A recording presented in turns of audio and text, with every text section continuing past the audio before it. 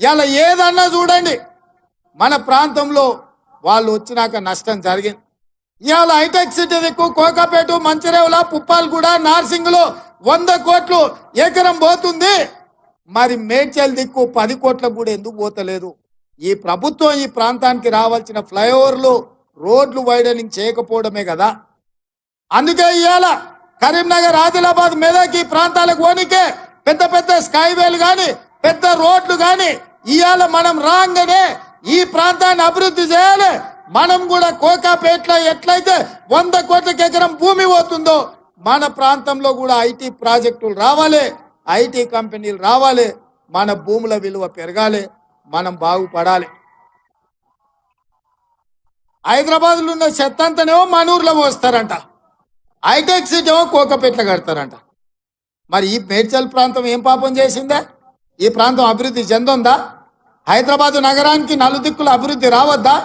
ఆయల్ల కాంగ్రెస్ ఉన్నప్పుడే కదా outer ring road కట్టింది, హైటెక్ సిటీ తెచ్చింది, లేకపోతే అంతర్జాతీయ ఎయిర్పోర్ట్ కట్టింది.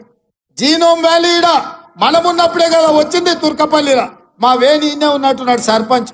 ఇవాళ జీనోమ్ వ్యాలీలో వేలాది మందికి ఇవాళ ఉద్యోగాలు వస్తున్నాయంటే కాంగ్రెస్ ఉన్నప్పుడే కదా ఈ ప్రాంతానికి తెచ్చిందని నేను అడుగుతున్నా. ఇవాళ ఈ ప్రాంతం అభివృద్ధి చెందడానికి, ఈ ప్రాంతంలో తాగడానికి గోదావరి జలాలు రావడానికి కాంగ్రెస్ పార్టీ కాదా? అందుకే మిత్రులారా ఇవాళ ఆలోచన చేయండి. ఎవడెవడో వస్తాడు, ఏదేదో చెప్తాడు, ఎవరిని నమ్మకండి. ఇవాళ మన ప్రభుత్వం ఉంది, మీ సమస్యలు తెలిసిన ప్రజాప్రతినిధి ఇక్కడ మీ అన్న, మీ తోడుగుండే మీ సోదరుడు ఇవాళ ముఖ్యమంత్రిగా ఉన్నాడు. తప్పకుండా ఈ ప్రాంతాన్ని అభివృద్ధి చేసే బాధ్యత కాంగ్రెస్ పార్టీ తీసుకుంటుంది.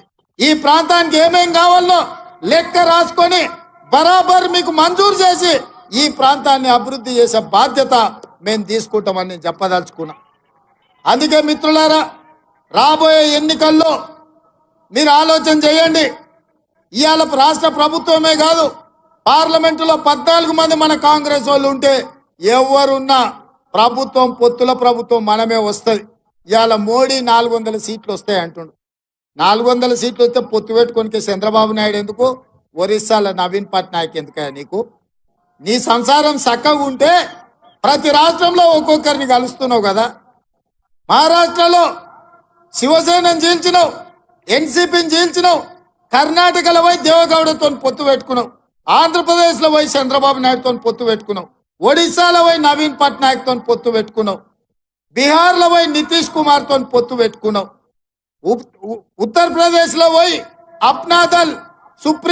అప్నాదల్ అనుప్రియ పటేల్తో పొత్తు పెట్టుకున్నావు. ఇవాళ ఎన్డీఏ మొత్తం అతుకుల బొంత కాదా? ఇవాళ నిజంగానే నరేంద్ర మోడీ భారతీయ జనతా పార్టీ 400 సీట్లు గెలిచేటట్టుంటే ఈ అతుకుల బొంత ఎందుకు కడుతుండు?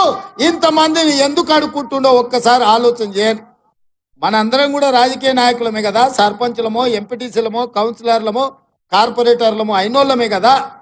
మనం ఇల్లు తిరిగి అడుక్కుంటున్నామని అంటే మనం ఓడేటట్టు ఉంటేనే కదా మనం ఇల్లు పోయి అడిగేది, శత్రువు ఇంటికి కూడా పోయి.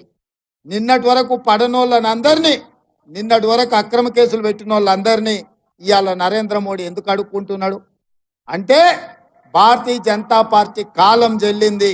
ఈ రాష్ట్రంలో 10 ఏళ్ల తర్వాత కేడీని ఎట్లకే బండకేసి కొట్టినరో 10 ఏళ్ల తర్వాత ఢిల్లీలో మోడీని కూడా బండకేసి కొట్టడానికి 140 కోట్ల ప్రజలు సిద్ధంగా ఉన్నారు. ఆ సంగతి నరేంద్ర మోడీ గారికి తెలుసు కాబట్టే ఇవాళ అతుకుల బొంత ఉడుతున్నాడు. కాంగ్రెస్ పార్టీ అధికారంలోకి రాదంటున్నాడు. 2004 కంటే ముందు కూడా గిట్లే మాట్లాడారు. వాజ్పేయి గారు ప్రధానమంత్రి ఉన్నప్పుడు షైనింగ్ ఇండియా అని చెప్పారు. వాజ్పేయి గారికి ఎవరు అడ్డమే లేదు, అసలు ఎప్పటికీ కాంగ్రెస్ ఉండనే ఉండదన్నారు. కానీ అలా సోనియా గాంధీ గారి నాయకత్వంలో 2004, 2009 10 ఏళ్ళు యూపీఏ ప్రభుత్వం గెలిచింది.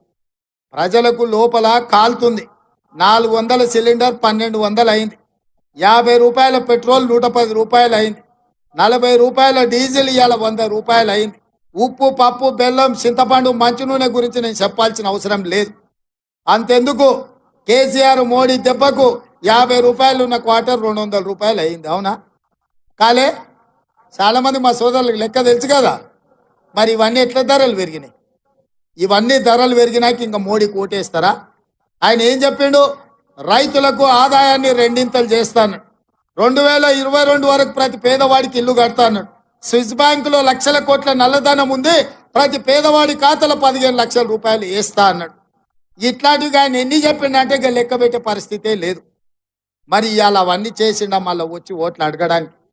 ఇక ఆయన ఈటెల రాజేందర్ గారు, రేవంత్ రెడ్డి ఆ ఊరు నుంచి వచ్చి ఇక్కడ గెలిచిండు కాబట్టి ఈయన కూడా ఈ ఊరు నుంచి వచ్చి ఇక్కడ గెలవాలని వచ్చిండంట. ఏంటికే వెళ్ళిన ఓటు? ఈయన మెడ్చల్లోనే ఉంటున్నావు కదా 10 ఏళ్ళ నుంచి, అవునా? ఈటెల రాజేందర్కి పక్కనే కదా ఇల్లు. ఎప్పుడైనా మన దగ్గరకు వచ్చాడు? ఇక్కడ దిక్క ఈయనే కదా ఫామ్ హౌస్ కట్టుకున్నాడు, కానీ ఎన్నడన్నా మన దగ్గరకు వచ్చిండా? మరి ఎన్నడు రాంది ఇవాళ ఓటాడుగా నీకు ఎట్లా వస్తాడా మన దగ్గర?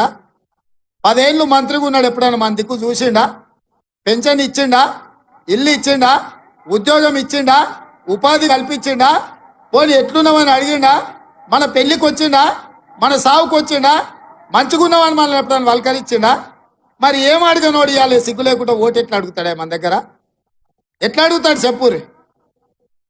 కాబట్టే మిత్రులారా, ఆయన అనుకున్నట్టున్నాడు, పాలమూరు నుంచి వచ్చిన రేవంత్ రెడ్డిని గెలివనీయలేదా, ఆయనను గెలిపించారు కదా, ఇవాళ నన్ను కూడా గెలిపిస్తారేమని. ఆయనలో నేను ప్రతిపక్షాల నుండి ప్రజలతో కొట్లాను కాబట్టి గెలిపించారు.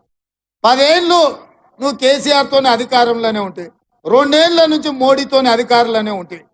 బీజేపీ నుంచి నిధులు తెస్తా అని చెప్పిండు ఆయన హుజూరాబాద్. ఒకవేళ నిధులు తెచ్చుంటే హుజూరాబాద్లో ఎందుకు ఓడగొడుతుండ్రి ఈటెల రాజేందర్ గారు? నిన్ను ఇవాళ హుజూరాబాద్లో ఓడగొడితే ఈడికి వచ్చి గెలుస్తా నువ్వు ఎట్లా అనుకుంటున్నావు? అందుకే మిత్రులారా, ఇవాళ మంచి ఆలోచన చేయండి. పార్లమెంట్ ఎన్నికలు వస్తున్నాయి.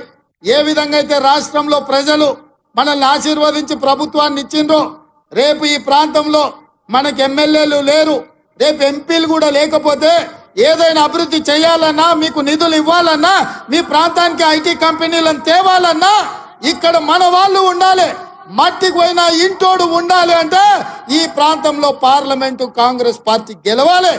ఆయల్ల 2019లో ఎట్లయితే కష్టపడ్డారో, కొట్లాడినరో, మీరే కట్టబట్టుకొని నిలబడి ఈ మల్కాజ్గిరి పార్లమెంట్ లో కాంగ్రెస్ పార్టీని గెలిపించాలి.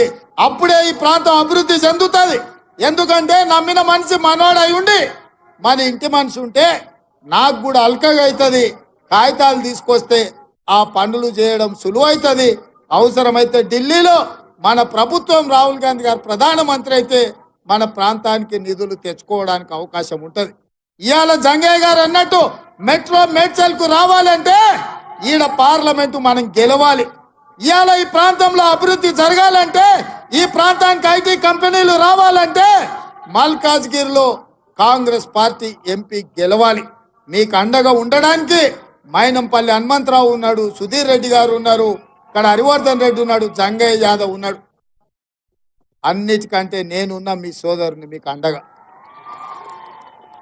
ఎవరికి భయపడాల్సిన పని లేదు. అపోజిషన్లు ఉన్నప్పుడే మన వాళ్ళు భయపడాలి. ఇవాళ మనదే అధికారం ఉంది. మనతో ఎవడన్నా పెట్టుకున్నాడు అంటే చింతపండు అవుతుందని నేను చెప్తున్నా. అందుకే మిత్రులారా, ఆలస్యం అయింది. మీరందరూ ఇంటికి పోవాలి. దూరం దూరం నుంచి వచ్చారు. 6 5 రావాల్సింది ఇవాళ 8 8:30 అవుతున్నట్టుంది. ఇంతసేపు ఓపికగా ఉండి కాంగ్రెస్ పార్టీని గెలిపించడానికి ఆశీర్వాదానికి మీరు వచ్చిండ్రు. 4 5 రోజుల్లో 13 తారీఖు 14 తారీఖు లోపల మన మల్కాజ్గిరి ఎంపీ అభ్యర్థిని అధిష్టానం సోనియా గాంధీ గారు, రాహుల్ గాంధీ గారు, మల్లికార్జున్ ఖర్గే గారు ప్రకటిస్తారు. మళ్ళా పెద్ద బహిరంగ సభ పెట్టుకొని ఎన్నికల నగారం